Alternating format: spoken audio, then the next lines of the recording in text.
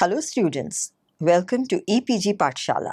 I am Dr. Shalini Suryanarayan from the Department of Sociology at Hindu College, University of Delhi. Today we are going to discuss about a module, Paulo Freire, from the paper Education and Society. So students, let us see what we are going to learn in this module. This module seeks to elucidate an important perspective in the context of education that radically questions the basic assumptions of the modern educational system. Paulo Freire is a prominent educational theorist whose work lies entirely in the 20th century. In this module, you will learn about the views of this eminent theorist and activist on education. The first part of the module contains an inspirational biographical sketch of Paulo Freire. As you read, you will realize that knowing about the life of a theorist helps one appreciate the theoretical perspective with greater sensitivity and insight. The next section of the module provides an overview of Freire's thoughts on education as presented in Pedagogy of the Oppressed, which is his path-breaking work. Paulo Freire. Paulo Freire, a brief biography. Paulo Freire was born in Recife in Brazil in 1921. He belonged to a middle-class family. However, during the Great Depression of the 1930s, Freire's family, like many others at the time, began to experience poverty and hardship. In 1931, his family moved to the less expensive city of Jaboatão dos Guararapes to make ends meet. In October 1934, when his father died, Freire had a first-hand brush with the realities of all that impoverishment entails. His education suffered, and he started lagging behind in school. He would play with the other poor children. Freire stated later that poverty and hunger severely affected his ability to learn. I didn't understand anything because of my hunger. I wasn't dumb. It wasn't lack of interest. My social condition didn't allow me to have an education. Experience showed me once again the relationship between social class and knowledge. So because of my problems, my older brother began to work and to help us, and I began to eat more. At that time, I was in the second or third year of high school, and I always had problems. When I began to eat better, I began understanding better, and I was reading.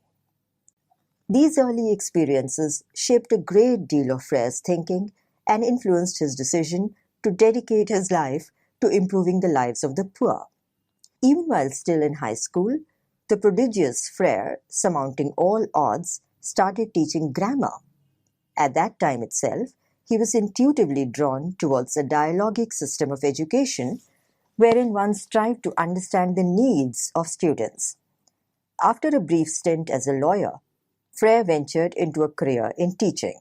From 1941 to 1947, Freire was teaching Portuguese in secondary schools. As a teacher, Freire got first-hand experience of the teaching methods that were then in practice in Portugal, methods of which he had been at the receiving end as a student. He also had a close view of the operational curricula and attitudes and behaviors of teachers and students alike. The school, as we all know, is an important agency of socialization in modern society. It is an institution par excellence that teaches the necessary skills and knowledge that renders children into socially competent individuals. In the process, it also teaches children to respect authority and to follow social norms. All this demands the scrupulous exercise of authority through sanctions of various kinds. And school teachers are the manifest symbols of that authority and the executors of the same. Therefore, the school, by its very nature, is not meant to be a democratic institution. It necessarily has a visible authority structure and a rigid regimen of functioning. However, this situation gets problematic when the school exists in a polity that has not yet embraced democracy. Such was Brazil in the time of Freire. In such a situation, the school can become a hegemonic instrument that perpetuates the tyranny of military dictatorship. It is against this backdrop that the revolutionizing ideas of Paulo Freire must be understood. The emergence of a new educational paradigm. As a teacher observing the state of educational practices, Freire started devising a new paradigm of education, one that he thought would be sensitive to the needs of students. He subsequently became actively involved in adult education and workers' training. Freire was selected the first director of the Department of Cultural Extension of the University of Recife. Freire was also appointed Director of Education at SESI, which was a non-profit employers institution meant for promoting the welfare of workers and their families and improving their quality of life. Once again, in close association with the members of the working class, this time as an adult with the ability and the opportunity to contribute, Freire realized how difficult it was for them to relate to the educational concepts that were taught to them. According to Gadotti, from reading Paulo Freire, this tenure led Freire to truly understand the needs of people, and it became the starting point in the development of Freire's educational thought. During this time, Freire also participated in the movement for popular culture and argued for democracy through his lectures. His PhD thesis, which was entitled Present-Day Education in Brazil, was written in 1959, and this also presented a case for democracy and the democratization of education. Paulo Freire soon gained international recognition for his novel practices in literacy training in Brazil. In 1962, a large number of illiterate farm workers were taught to read and write in a short span of only 45 days using Freire's innovative techniques. The government approved thousands of such cultural circles to be set up all over Brazil. However, in 1964, the then government was overthrown in a coup and a military dictatorship was established. The military regime was not to take kindly to dissensions and interventions of any kind. Military dictatorship and exile. The coup of 1964, as it were, changed the course of Freire's life. Freire was penalized for his convictions. He was jailed by the new government for his anti-establishment and pro-democracy activities. In June 1964, Freire was imprisoned in Brazil for 70 days as a traitor. He was subsequently forced into political exile that lasted 15 years. After a brief stay in exile in Bolivia, he lived in Chile for 5 years, working in the Christian Democratic Agrarian Reform movement. In 1967, Freire published his first book, Education as the Practice of Freedom. In 1968, he wrote his famous Pedagogy of the Oppressed.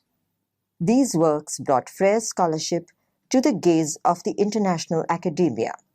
He earned critical acclaim and was offered a position as a visiting professor at Harvard. In 1969, Freire became visiting scholar at Harvard University and then moved to Geneva, Switzerland, where he was special educational advisor to the World Congress of Churches. During this time, Freire traveled worldwide, helping various governments to implement his popular educational and literacy reforms. Some of the most significant achievements of his educational techniques were in Guinea-Bissau, a West African country, where he advised the National Literacy Program. Freire's Pedagogy in Process, the Letters to Guinea-Bissau, scripts the pedagogic journey therewith. The Homecoming and Laurels. In 1979, after 15 years of exile, Freire was allowed to return to Brazil. Back home, he joined the Workers' Party in Sao Paulo and from 1980 to 1986 supervised its adult literacy project. When the party came to power in 1988, Freire was appointed Minister for Education for the city of Sao Paulo. His policy interventions and innovations in literacy training as a minister were commendable indeed. In 1991, the Paulo Freire Institute was established in Sao Paulo as a center for the development of new educational theories and practices. Freire has been recognized worldwide for the profound impact of his ideas on educational practice. He was conferred with numerous awards, including honorary doctorates. Some of these are the King Balduin Prize for International Development, the Prize for Outstanding Christian Educators in 1985 with Elsa, his wife, and the UNESCO Prize for Education for Peace in 1986. In Freire, we see a scholar who also engages in political and social reform. His work illustrates the coming together of theorizing and activism. Therefore, even those who hold a disdain for armchair scholars also appreciate Paulo Freire. This is probably also one of the reasons for his immense popularity. Freire breathed his last in Sao Paulo, Brazil, on May 2, 1997. But he lives through all his work and myriad admirers. Freire's pedagogy and overview. Freire's work was mainly to do with literacy and was driven by the desire to help individuals overcome their sense of powerlessness by being able to act on their own behalf. Freire's most well-known book is Pedagogy of the Oppressed. It was first published in Portuguese in 1968 and was translated into English by Mayra Ramos and published in 1970. The book stirred popular imagination and rightfully earned its place in the discourse on education and pedagogic practices. The book is considered one of the foundational texts on critical pedagogy. It has been translated into several languages and has sold nearly 1 million copies worldwide. Anyone interested in the field of education would benefit from reading this work. In the Pedagogy of the Oppressed, Paulo Freire proposes a pedagogic paradigm with a new relationship between teacher, student, and society. Dedicated to the underprivileged or the oppressed, and based on his own experiences while helping Brazilian adults to read and write, the work encloses a detailed Marxist class analysis in its exploration of the relationship between the teacher and the taught. Freire critiques the traditional educational paradigm that domesticates people and calls instead for a liberating education.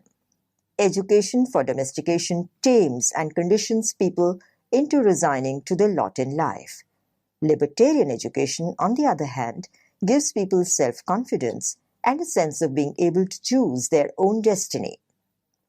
According to Freire, the pedagogy of the oppressed, as a humanist and libertarian pedagogy, has two distinct stages.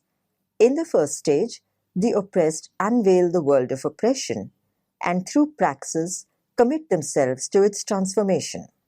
In the second stage, in which the reality of oppression has already been transformed, this pedagogy ceases to belong only to the oppressed and becomes a pedagogy of all people in the process of permanent liberation.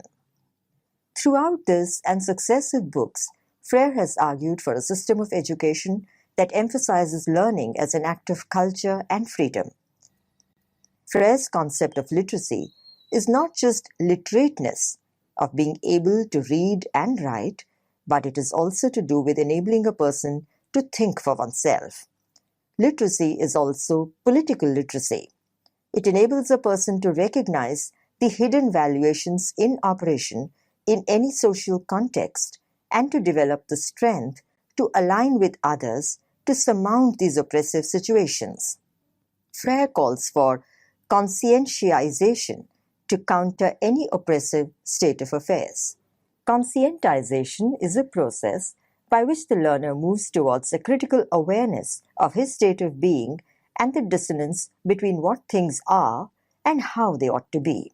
Freire urges for moving away from what he calls the culture of silence, which is a pattern of living in which dominated individuals are so overwhelmed by their dominators that they lose the means by which to critically respond to the culture that is forced upon them by the dominant culture. Freire's pedagogy of literacy education involves the development of this critical consciousness. The formation of critical consciousness allows people to question the nature of their historical and social situation, with a view to acting as subjects in the creation of a democratic society. It must be kept in mind that Brazil was, for the main, not a democratic state at the time. However, even today, when we live in a largely democratic and free world order, closer scrutiny reveals varying degrees of oppression that renders the continuing validity of Freire's work. Being poor and in Brazil contributed in significant measure to the turn that the ideas of Paulo Freire took. His fight for democracy and for representation of people is reflected in his ideas on education. This is something that the sociology of knowledge teaches us to appreciate. Growing up in the heart of a country of the Third World, in the midst of hunger and poverty, Freire understood early in life what deprivation meant. Because Freire's own life world was constituted of poor rural families and laborers, he had a deep understanding of their lives and of the adverse impact of socio-economic deprivation on access to and availing of educational opportunity and the successful attainment of academic milestones. For education, Freire calls for a dialogic exchange between teachers and students, where both learn, both question, both reflect, and both participate in the creation of meaning. In conventional patterns of schooling, teachers engage in a monologue, which is inflicted upon the students. There is an essential asymmetry and one-sidedness in the teacher-taught relationship, where the teacher doles out knowledge to the student, who is to be appropriately grateful for this beneficence. Freire questions this paradigm and suggests a relationship of mutual give and take between the teacher and the taught. Concretely, this pedagogy begins with the teacher mingling among the community, asking questions of the people, and learning about their day-to-day lives. The teacher can do so also by compiling a list of words that are used in their daily lives most of all. These frequently used words are symbolic of the principal preoccupations around which the lives of those people are centered.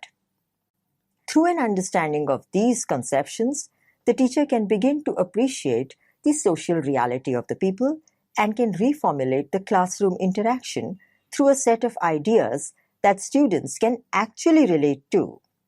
In other words, for Freire, the teacher should develop what he calls a list of generative words and themes which could lead to discussion in classes or cultural circles. By making words relevant to the lives of people, the process of conscientization could begin, in which the social construction of reality can emerge. People exteriorize their view of the world, their ways of thinking about and facing the world. It is through this that generative themes develop. Generative themes are not characteristics found per se in human individuals, but are derived through the relationship between the human and the world. The more actively people engage with investigating their themes, the more they open up to critical awareness of their reality. Themes exist in people and their relationships with the world. Themes take on much more meaning than any object or thing. It is very important that the emotions expressed by these themes are ultimately human aspirations, feelings, and objectives. In order to understand these themes, one must understand the mindsets of the individuals and the makeup of their social reality. This interest in generative themes becomes a starting point for the investigation of them, and through those to the search for a common reality, common self-awareness, and common educational practices. The investigation of these themes is thus not an exercise in psychoanalysis. Rather, it is a means to develop a basis for an educational program, looking to examine relations between students and educators. A beginning basis for this investigation should look into the links between themes, concentrating on areas of conflict and placing it in the historical context. Both education and investigation of themes must comprise communication and the shared experience of reality. Education and thematic investigation come to play at different moments of the same process in the continuing hunt for the perfect educational practice. Freire offers a systematic analysis of the relationship between oppressed people and their oppressors. For Freire, being oppressed is a dehumanizing experience. Overall, Freire is concerned with the liberation of any oppressed people and the transformation of all humans, oppressed and their oppressors alike, into self-actualized, creative, empowered beings. Freire believes that in order to be able to transcend their oppression, the oppressed must first become fully aware of their condition. Further, they must come to the understanding that oppression is not a natural or inevitable condition, but an injustice that they are capable of overcoming through struggle. Through their ignorance about the nature of their condition, the oppressed tend to take on the values of the oppressors, accepting their prescriptions and oftentimes participating in the process of transmitting the oppressive order. They have to strive to recognize and acknowledge their condition and creatively visualize another world free of that oppression. It is here that the notion of praxis comes into play as a liberating process. Freire exhorts the oppressed to liberate themselves through praxis or informed, concerted, revolutionary action. Those who are oppressed have a duty towards themselves to strive to redeem themselves from their oppression. The oppressed have to free themselves and their oppressors alike. Invoking the ideas of dialectics postulated by Marx and Engels, Freire observes, and I quote, "This then is the great humanistic and historical task of the oppressed, to liberate themselves and their oppressors as well. Only power that springs from the weakness of the oppressed will be sufficiently strong to free both. When praxis comes forward as action, it becomes a means by which the oppressed can apply their latent creativity to the labor of liberation." Freire explains how oppression gets justified in society. He points out that in any society, the balance of power between the oppressor and the oppressed remains relatively stable. By virtue of habit and conditioning, the powerless in society start accepting their servitude to the point that they can in fact become afraid of freedom or asking for it. Consequently, Freire likens the oppressor to the colonizer and the oppressed to the colonized. The oppressed have to learn to fight for their freedom. As Freire always upheld, freedom is acquired by conquest, not by gift. It must be pursued constantly and responsibly.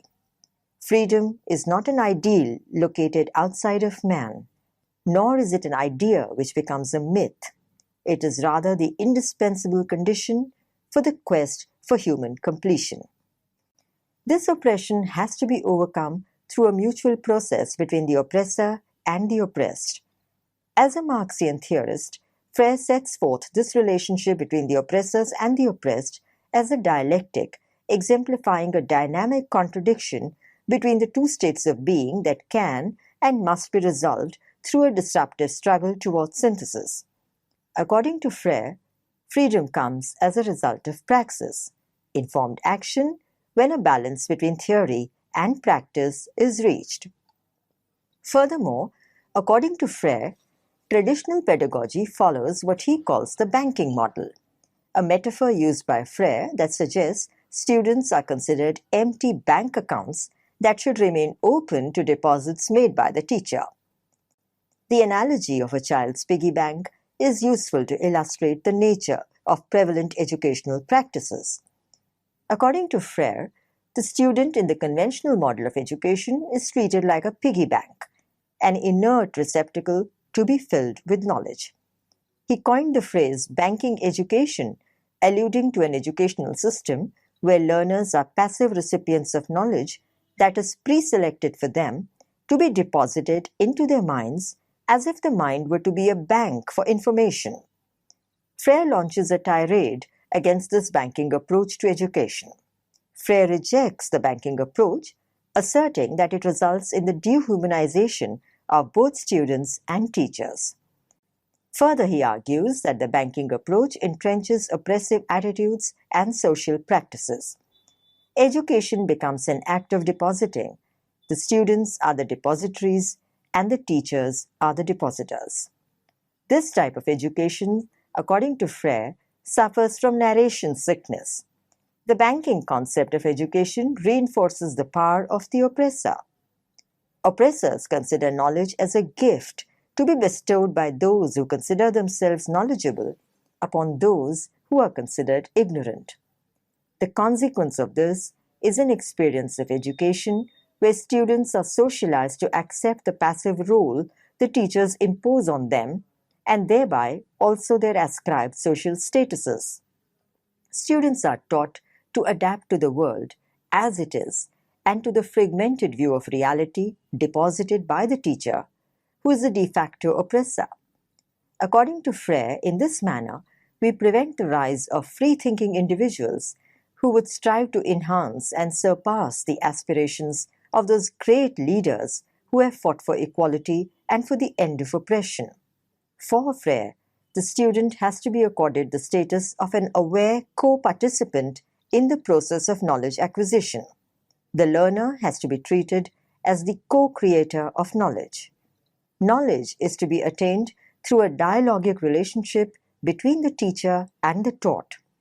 This attempt to use education as a means of consciously shaping the person and society is called conscientization, a term first coined by Freire in this work. In contrast to this banking method, the concept of education that Freire introduces is called problem-posing education.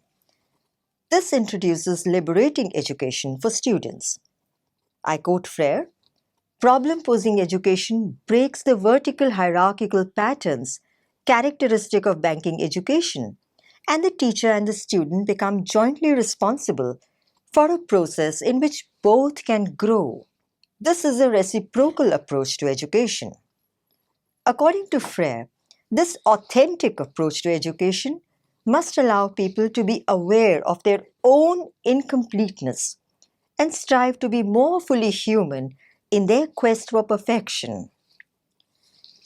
This concept of education does not subdivide the activity of teacher from student, but on the contrary, the educator constantly reformulates his or her reflections based on the reflections of the students. They create a level of knowledge together, allowing the students to feel increasingly challenged and obliged to respond to the challenge. The techniques of the banking method are a way of teacher instruction to an alienated student. Through the problem-posing method, the oppressed have a chance to become people who are willing to fight for a just world where all live in harmony, share ideals and decisions to create a united, purposeful world. Freire concludes that any situation in which some individuals prevent others from engaging in the process of inquiry is one of violence. To alienate human beings from their own decision-making is to change them into objects. He questions how oppressors can even consider themselves human while simultaneously trying to prevent others from being human. For Freire, domination and dictatorship should soon cease to exist through progressive steps taken forward by the people for themselves through the guidance of a revolutionary nucleus. That, then, is the essence of praxis, or ideology translated into purposeful action. Freire elucidates how dialogue can be used as an instrument to free the oppressed through the use of cooperation, unity, organization, and cultural synthesis. This, to Freire, is in contrast to anti-dialogics, which uses conquest, manipulation, cultural invasion, and the strategy of divide and rule. Freire argues that dialogue is a necessity for revolution. When dialogue is thwarted, it results in dehumanization and perpetuates the status quo. The oppressed have different relationships with the oppressors and the revolutionaries. Freire believes that it is necessary to obtain communion in order to achieve transformation. Freire refers to the oppressors as dominators because they dominate the oppressed instead of helping them to achieve transformation, as they are bound to conserve the existing order. The ways that the oppressors keep the oppressed in their state of oppression are through conquest, dividing, manipulation, and cultural invasion. For Freire, these are all mechanisms of anti-dialogical action. Conquest is a way of controlling the lives of others. Oppressive regimes divide people and deny unification. They manipulate them through myths and accomplish control through pacts between the dominant and dominated classes. And finally, they maintain domination through cultural invasion, wherein the beliefs of the leader are imposed on the subjects. In order to become liberated, the oppressed group must form a unity despite resistance from dominators. As Freire points out, to dominate, the dominator has no choice but to deny true praxis to the people, to deny them the right to say their own word and think their own thoughts. Revolutionaries, on the other hand, use dialogue to bring about transformation. They need cooperation, unity for liberation, organization, and cultural synthesis in order to achieve transformation. In the true pattern of Marx's discourse, this transformation has to take the following steps. People must show cooperation towards the revolutionary in order for a change.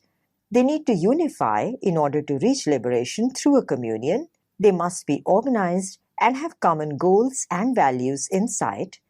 And finally, they must allow cultural synthesis, which is different from cultural invasion, as it is achieved through persuasion and for their own emancipation. Dialogue also denotes the refusal to passively accept one's existence. It is a creative process implying reciprocity and mutuality. It is a creative encounter between people. This means further that it must not serve for the purpose of domination or for the application of force. All humans have to accept the mortality of their existence and realize that the privileged among them have no special attributes or powers as such other than those conferred by their social positions. This knowledge of the universality of the human situation becomes the common ground for dialogue. Education is thus to be viewed as a dialogue between people trying to learn together in their pursuit of perfection. It leads both the teacher and the taught to learn more than they already know. True dialogue has to be based upon critical thinking, and this critical thinking should evolve by the interaction between the various participants in the dialogue. Through dialogue, people communicate mutually, and this communication is therefore an absolute imperative. According to Freire, numerous political and educational policies and plans have failed because of over-reliance on one-sided views and lack of reciprocal communication. Humans exist in a world that is constantly changing and altering. It is a world that we are aware of. People have an awareness of themselves as of their surroundings. For the reason that humans are conscious beings, a relationship derives between their own freedom of action and the constraints that limit it. Freire calls these as limit situations. We have seen all through that Freire has developed some terms utilizing them as concepts that are uniquely his. The use of the term limit situation with regard to the dimensions of human praxis is one such terminological usage. Limit situations are not necessarily hopeless or insurmountable, but they act as fetters that need to be broken. It is important to recognize one's potential as a human being. Only humans have the power to create knowledge. Humans not only produce material goods, tangible objects and commodities, but also social ideas, themes, and concepts. As humans separate themselves from their own activities, execute their own decisions, and test their relationships with others and the world, humans start overcoming the situations which seem to limit them. In this way, with a radical pedagogic paradigm, Freire charts the course of transformation from an exploitative social order to an egalitarian one. Paulo Freire and evaluation. Freire has used dichotomies that represent opposite characteristics and yet together constitute a unity. Some of Freire's dichotomies include the student-teacher, oppressed-oppressor, colonizer-colonized, and the dialogics-anti-dialogics dichotomy. This is by far one of the best illustrations of Marx's dialectic method in application. While for Marx and Engels, the dialectic operates in the infrastructure, Freire's pedagogic discourse shows how the same configuration can be seen in the domain of the superstructure, and indeed, the emergence of revolutionary consciousness within the superstructure can also effect far-reaching social transformations.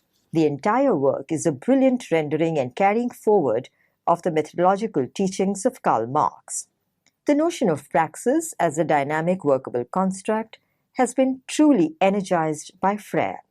It is through praxis that when the oppressed unveil the world of oppression, they commit themselves to conquering it in their quest for an egalitarian social order. As long as there is a struggle for more humane educational practices, for deeper insights into dynamics of power and oppression, and the desire of people to construct their own realities exists, the praxis espoused by Freire justly shows a way towards liberation, both in thought and deed. So students, let us summarize what we have learned in this module. Paulo Freire's life is an inspiring illustration of how great people often turn adversity into an opportunity. We saw that as an educationist, Freire has espoused the cause of a learner-centered educational paradigm. It is true that even in present times, the models of schooling that are followed, as well as the curricula, have little relevance to the mass of the people. And those who successfully delve through this crucible are acknowledged in society. Freire's ideas of replacing a regressive pedagogy marked by oppressive authority of the pedagogue with a more egalitarian, liberating system of education are therefore necessitated even today. The progressive educational ventures that Freire spearheaded still remain worthy of emulating.